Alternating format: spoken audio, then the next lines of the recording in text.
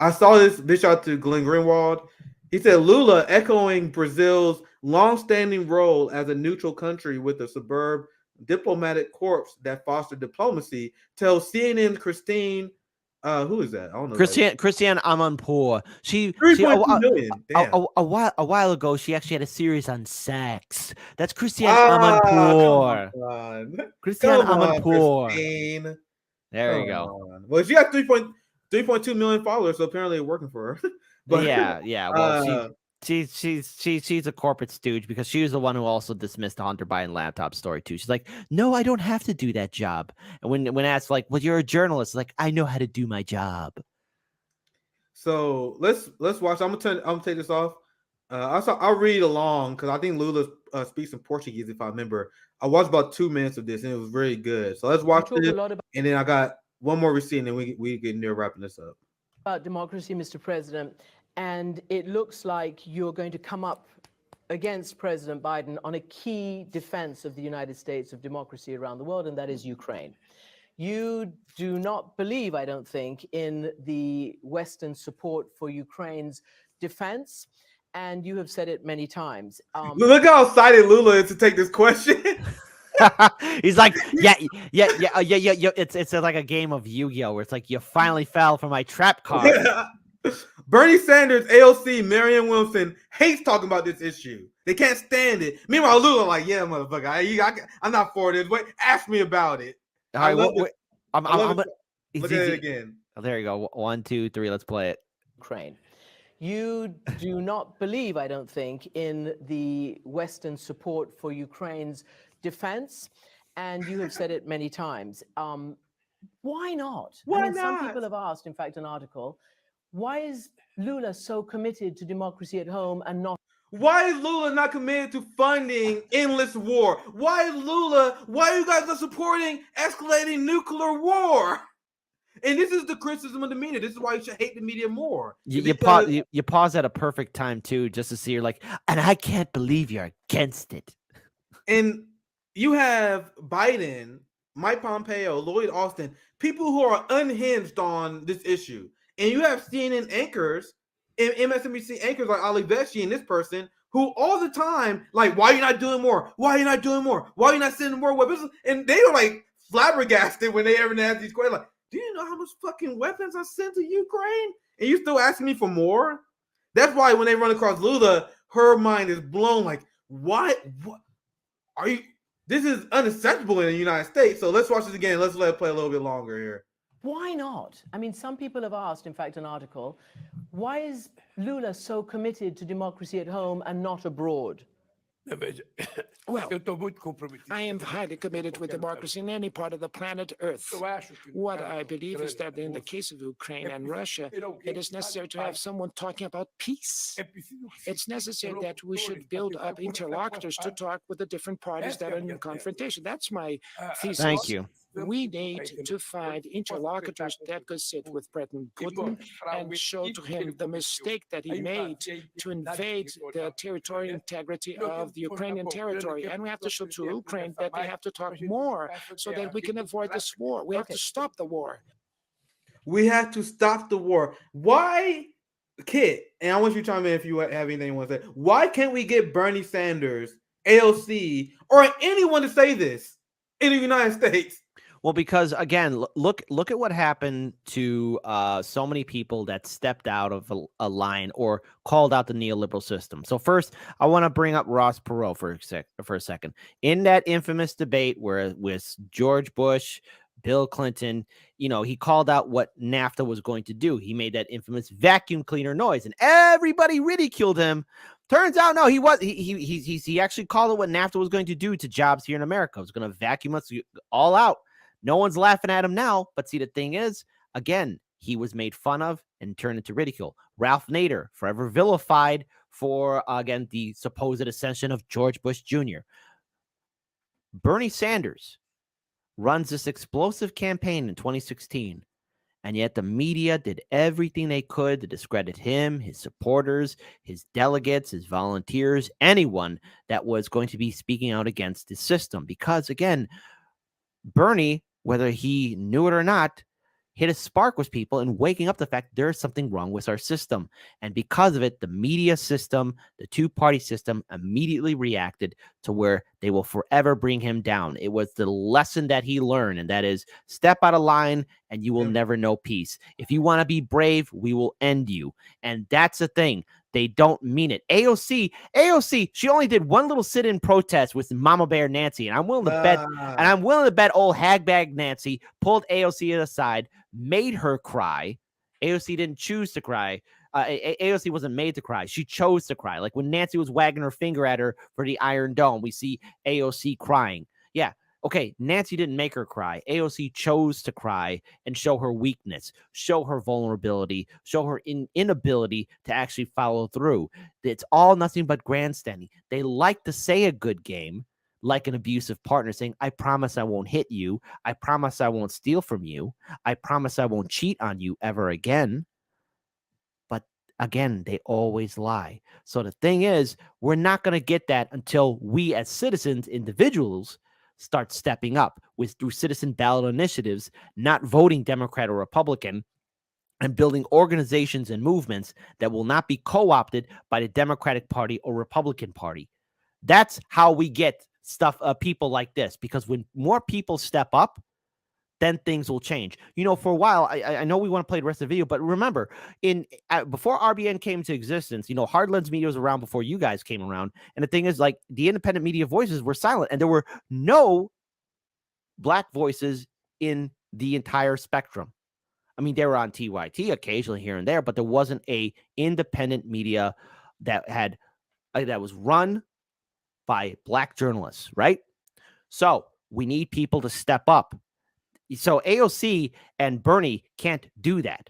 But you want to know who can? It's all of you watching in your own way. All of you watching. Don't ask these politicians to do something for you. You're going to have to make that arduous step forward across the Rubicon and do the right thing. To be brave, to fight back. That's what you have to do.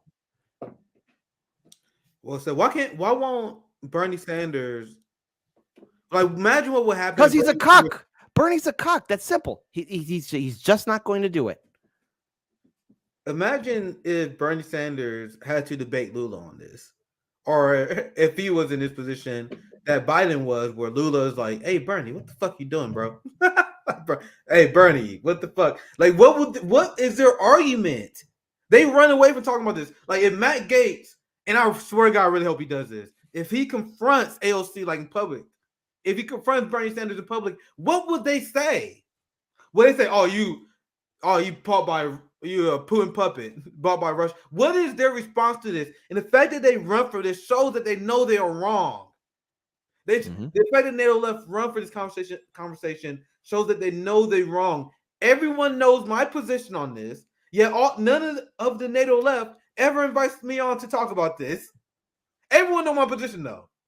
They saw what happened to Robbie when they're like, we're gonna challenge this commie motherfucker on Venezuela. They saw what happened there, and now they're like, fuck that. Never do that shit again. I'm waiting for the day for the Hill to bring on Rome or CJ, and that's gonna be beautiful. Just let me know so I can pull up my popcorn and just watch, because I have to see it. I'm waiting for that day for somebody in the Hill to kind of like, hey, let's get Rome on, let's get CJ on, let's see that happen. It'll be beautiful. It'll be great. Let's continue the clip. We're not. This only it's 4.5 minutes, so we just watch a little bit more because I think you guys get it. This is Lula pushing back on the Ukraine war, and I'm gonna play one more back and forth here, and you can see the CNN anchor get visibly angry as Glenn Greenwald points out. So let's play a little bit more, and then I'll move on to the next part. We're not gonna watch the whole thing here. And so why I'm going to talk with President Biden, I don't know what he's going to say to me, but what I want to say to him is the following. It is necessary to build a set of countries to negotiate peace. But you have those countries, the BRICS, you're one of them. Russia, China, India, none of them seems to want to talk about peace. They're just basically talking about Russia, helping Russia. Well, yeah, I want to talk about peace. I want to talk about peace with Putin. I want to talk about peace with President Biden. I want to talk about peace with Xi Jinping. I want to talk about peace with India, with Indonesia. I want to talk to peace with everybody, because for me, and that's a good point. Because Lula's like, why are you talking about one country? Why not just peace in general? Because why is this Western journalist so critical of quote unquote China and Iran not seeking peace, but not critical of Boris Johnson literally breaking up peace deals? You had the Israeli former Prime Minister Naftali Bennett who explained how the United States and the West and the UK blocked the peace agreement that they were working on in Jerusalem. Why is there no criticism of that? Well, let's play rest. Let's actually play rest. Yeah, I'll play a little bit more, and I'll pass it back to you. I'll pass it to you. Develop itself if we have peace, if we have Okay, tranquility. that's nice, but do you believe that a country which is a sovereign, independent, democratic country like your own, like Ukraine, has the right to self-defense? Ukraine is not a sovereign country, by the way. That's U.S., NATO, Azov Battalion ran. And folks should look into the politicians that have invested heavily in the natural gas pipelines that are in Ukraine. You'd be surprised to see who they are, both Democrat and Republican. I mean, just really, people should just look it up. It's out there. And not to mention, how can we all forget when The Guardian and so many other media outlets in 2019 were saying, you know, Ukraine's got a Nazi problem, you know, that there's a Nazi problem in Ukraine. How convenient that they forgot that that happened. I mean, unless maybe I'm getting dementia already at the age of, well, gee, I'm going to be 38 in the next couple weeks. So there you go. Geez, I'm getting old and senile now, folks. Yeah, I'm 32, more powerful than ever. Let's continue the video. Of course it has the right to defend I'll go back just a little bit for just more context. Of course it has the right to defend itself. Of course it has that right, because the invasion wasn't a mistake on the part of Russia. Yeah, Ukraine has the right to defend itself, but if it can't defend itself without draining the resources of the other country and demanding a military industrial complex, boom, I don't know, maybe negotiate for peace. Instead of siding with the most extreme fascist element in your government, I don't know, maybe if the West and the United States wasn't pouring billions of weapons in Ukraine, Zelensky would be more willing to negotiate. Very basic concept, you would think, right? Precisely. We have done that, and after all, it was part of the UN Security Council, and so this was not discussed at the UN Security Council. So what I want to say is the following: what have been mistaken is already done. The mistake was already done. Now we have to find people to fix the mistake, to fix the error that was made.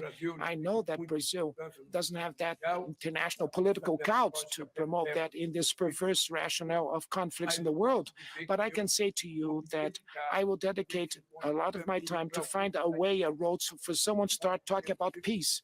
I was with the German Chancellor a week ago. And he asked you to send his leopards to Ukraine, and you said no.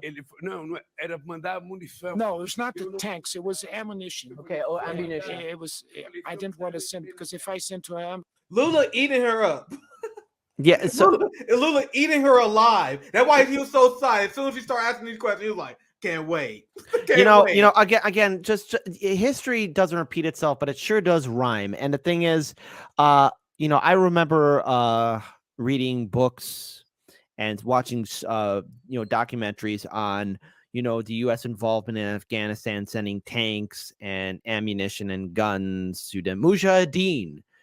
Shout out to the brave Mujahideen who are fighting bravely in Afghanistan. That's in I think Rambo 3 or something. There's an end quote there. This movie's dedicated to the brave Mujahideen fighters over there. So the thing is, we're sending all these weapons there, but there's no accountability. All these weapons that we're sending to Ukraine, it's the same thing happening all over again. There's no accountability for every rifle, bullet, and now what? Tanks that are going there? I mean, is there anyone keeping track of all these weapons? They're not even going to be there until literally at best end of the summer, and only a few hundred tanks after Russia blew up thousands of these tanks. So it's like it's not going to make a difference in this war. They just want to fund the military industrial complex.